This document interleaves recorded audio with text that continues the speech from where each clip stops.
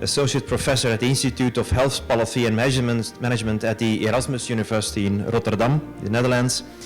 He's also a visiting professor at NUS, National University of Singapore. By training, he's a clinical epidemiologist, and well, he has also experience in cost-effective studies, amongst others the early assessment of medical devices and tests during their development, and well, this might be a relevant link to the topic we're discussing today. So Ken, we're looking forward to your contribution. Yes, thank you for the introduction, and thank you for the invitation to come and share some ideas with you. I think it's always about sharing because, you know, I'm sure that's the whole spirit of this conference, to discuss and share and learn about things that you didn't really think about before. Share those and learn a bit more. I think I'm going to start with a story. So what's important in life is the title, and it goes as follows. At the meeting of the college faculty, an angel suddenly appears and tells the head of the philosophy department, "I will grant you whichever of three blessings you choose, wisdom, beauty, or $10 million. Immediately, the philosopher chooses wisdom. There's a flash of lightning, and the professor appears transformed, but he just sits there, staring down at the table. One of his colleagues whispers, "Say something." The professor says, "I should have taken the money." So, I mean, one of the issues, as you know, we're talking about money here, but we're talking about more than money. We're talking about philosophy. We've got money to spend, but we don't have a hell of a lot, and we have to make better choices. That's what it comes down to. This philosopher also realizes that, yeah, sometimes you need a bit of money too. A lot of wisdom and no money doesn't get you too far, you could say. Well, I don't need to emphasize this, and you've heard this all before, but the costs are increasing. There's an increasing interest in ways to keep everything sustainable, right? So every time you come up with this idea, I have this great solution, it's going to solve all your healthcare problems. The only thing is it's going to cost you lots more money. You're not going to be met with open arms, right? So obviously there's an interest in finding ways in which these costs can be reduced, but at the same time trying to maintain some level of quality of care. And that's the tricky part. That's the tricky part. And I think in general, 3D printing has a role to play. As a result of these increasing concerns about costs, there's been a greater interest in ways in which we can do a rigorous assessment of whether or not something should be reimbursed or whether or not something should be implemented on a wide scale. So, you know, this term health technology assessment is something that you can see as part of the solution. I'm not going to see it present it to you as a panacea or the way to go, but rather to say, hey, listen, there are ideas out there that should be embraced and should be explored in by more people, so that we have a collective understanding about what we think value means, right?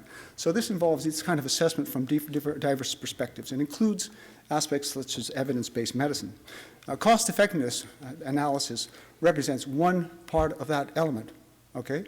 But I'm going to go into more detail about that. What do we see when we're looking at publications of 3D printing in surgery? What you'll see here is that most of the publications based on this review focus on anatomic models, and relatively few, well, perhaps not so surprisingly, focus on implants and prostheses. What are the kinds of advantages that have been named in literature?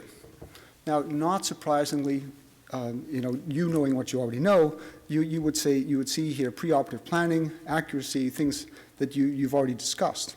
In addition, you see the references to time surgical procedure, that is, a reduction in the time needed to perform the surgery, perhaps a reduction in risks of complications, etc.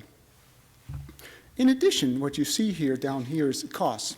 So costs are presented as an advantage by some of these articles. If we switch over to disadvantages, right? Disadvantages, what you see here is accuracy, time preparation. In a sense, the very same things that have been named as an advantage are also named as a disadvantage. So I mean, obviously we're talking about a mixed bag here. Some people are talking about certain particular applications in certain areas, and they're saying this is not yet properly evolved. Accuracy, we're not there yet. Time preparation, we need more time than normal. We also see are costs. Cost is the number 3 most commonly named disadvantage, right? So we're talking about the cost of the equipment, we're talking about the cost of preparation, et cetera. Here, what we see at the very, very bottom, interestingly, is patient outcome.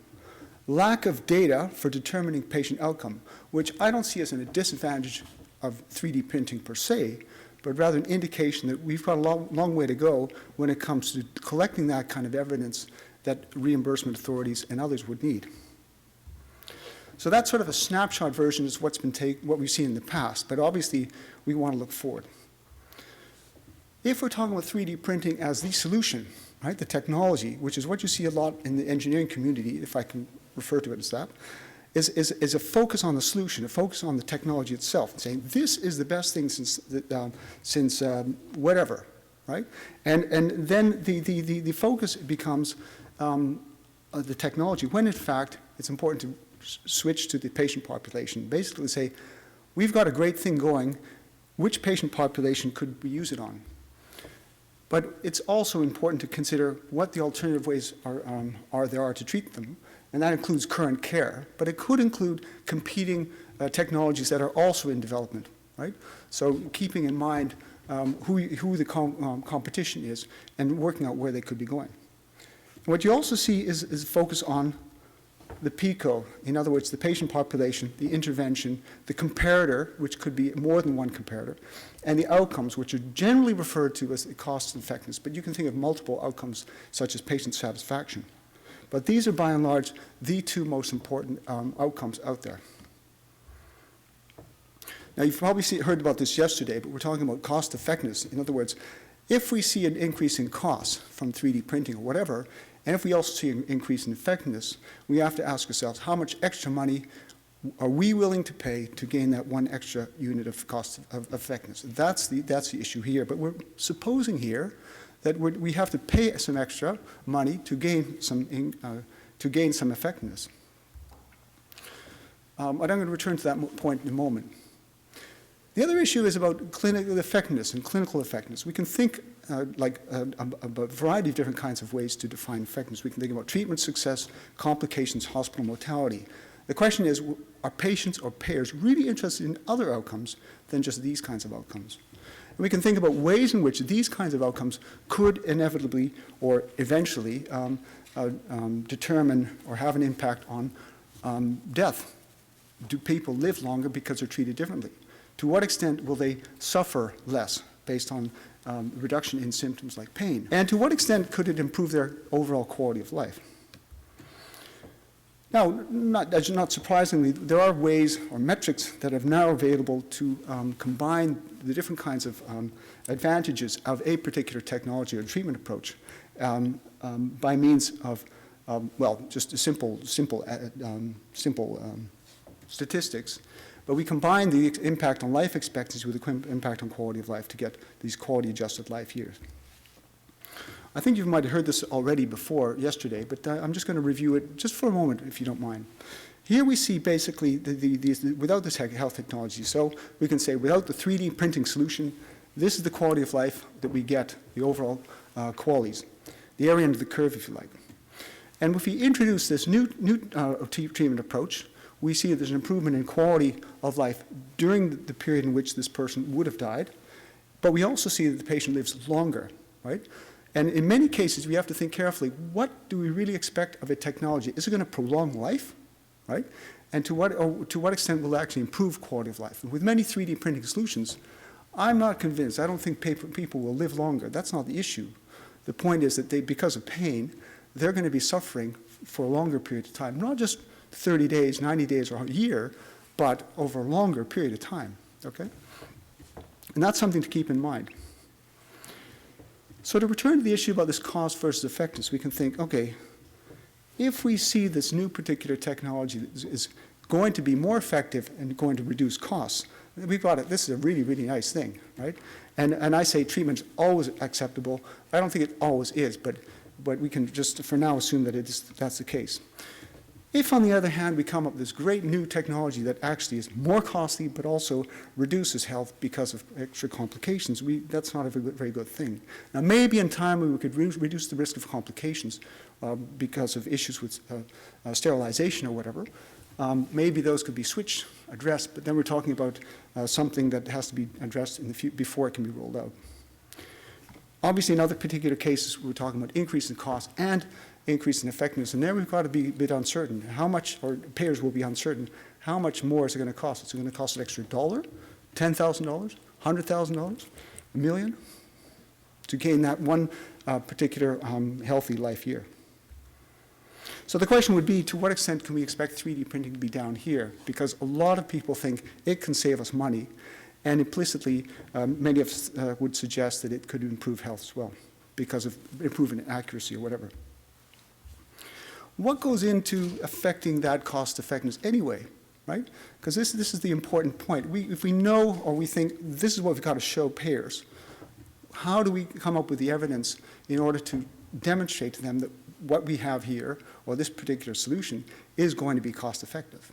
So let's work backwards, right? We have to say, we want to show that this new approach is more effective and reduces costs. We have to go back to the things that drive the cost and the things that drive the effectiveness. In other words, to what extent is the initial procedure the costly part? Or to what extent are we talking about things that relate to the downstream issues like complication rates, revision rates? If those readmission rates are going to be driving the costs, then of course a 3D printing approach could be a wonderful solution if it's able to reduce the risk of complications and revisions. In addition, to what extent is quality of life low? To what extent are we talking about people who are really suffering at the start, at baseline, before they get treated? And to what extent is current care just not really helping people at all, right? If these people continue to suffer, of course, there's an opportunity there. The greater the problem right now, the better the solution could be. But why go in with a great solution if there's not really a great problem to start with? The other thing that tends to happen when it comes to talking about from the engineering part perspective is there's a lot of focus on the engineering, the design and manufacturing, if you like, trajectory. People can think about all the different things that have to be done on the work floor. And on the other hand, clinicians will be focusing on the patient care trajectory. And the issue is trying to get these two to meet, right? And it involves, obviously, a multidisciplinary approach, as you would all realize. But in addition, it also requires an understanding about what it needs to be done in order to calculate the total cost, right? Because the cost will be determined by all these different factors. Of course, you'd have to think about the logistics as well. So what we've done long ago with partners like Materialise, when we were involved in this EU study, was examine the different costs in the different phases that we think would be likely in current care and see what kinds of opportunities it would be by means of a rapid manufacturing. I think I'm going to go through just this briefly, just to emphasize the different components that are involved in the cost effectiveness. You can think about the initial treatment costs, but as I say, if we have these downstream costs, which are really driving the increase in costs, then we have an opportunity as well. And in addition, effectiveness is typically determined nowadays by these healthy life years, or quality adjusted life years. So it's not necessarily the initial treatment costs that the cost will be determined. To some extent, it could be the later downstream costs by means of readmission, et cetera.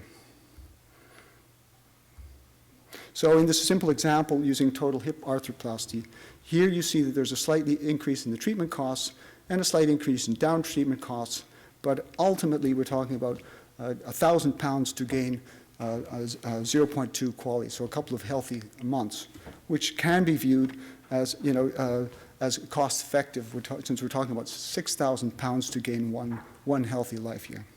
So based on the thresholds that are officially used in the UK, this would be viewed as a cost-effective approach.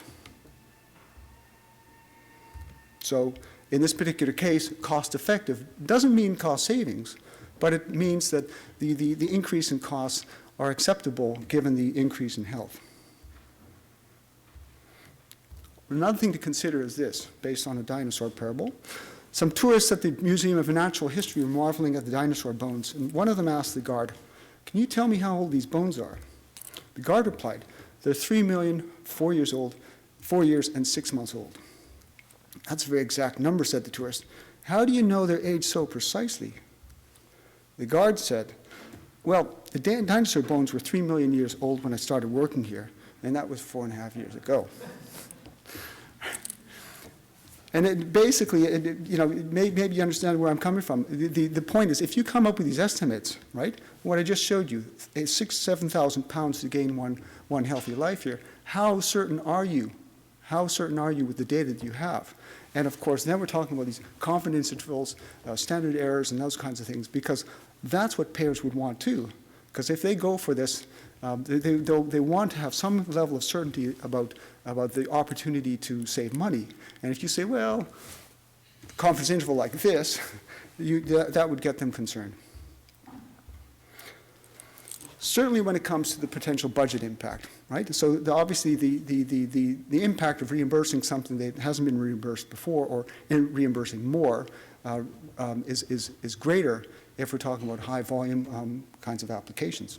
So here, as the speaker said this morning, we are talking about the total knee arthroplasty, which we're talking about 700,000 per year, right? So the repercussions of a mistake there, or of an increase, a slight increase in one particular patient would be magnified much more, right?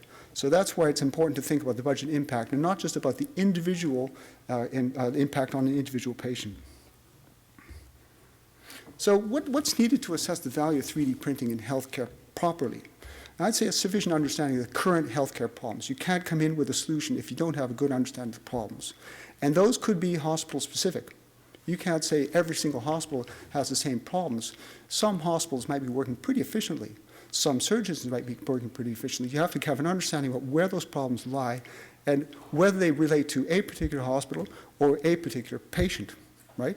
Patient selection could help to help people understand, oh yeah, with these particular patients, that's where the opportunities lie. That would limit the budget impact, but of course, it would limit revenue. But I think that's a way to get your foot in the door. The second point is defining the scope, the PICO, the patient population intervention comparative outcome, to get a very specific understanding about what you're talking about so that everybody else knows what you're talking about. Another point is that the overview of all the steps in approach that uses 3D printing is important. As I showed, it's not just about 3D printing per se, but all the different things that need to be done in order to get it used. In addition, we can think, okay, an overview of the process is not there. There's not enough. You're not there yet. Basically, you have to know or identify which are the most important factors driving the effectiveness and the cost and effectiveness, and make sure you get good quality evidence there. Claims are not enough. It's a good start, but you've got to be working out where you need more information. And the question then would be, okay, what level of evidence is desired versus feasible? To what extent is a randomized controlled trial truly impossible? And to what extent can you be thinking, we've got to get some really good case studies out there which describe what happened over a longer period of time at the clinical level, but also from the patient perspective. So is 3D printing for patient-specific implants always worth it? I don't think so, right? Well, you could say the glass is half full. There are various applications where I'm sure it would be useful. But I think it's important to consider how the total costs and health outcomes will change. And I think it's also important to consider what other factors are used when determining reimbursement decisions. It's not just about one thing or another, but we're talking about a variety of different factors.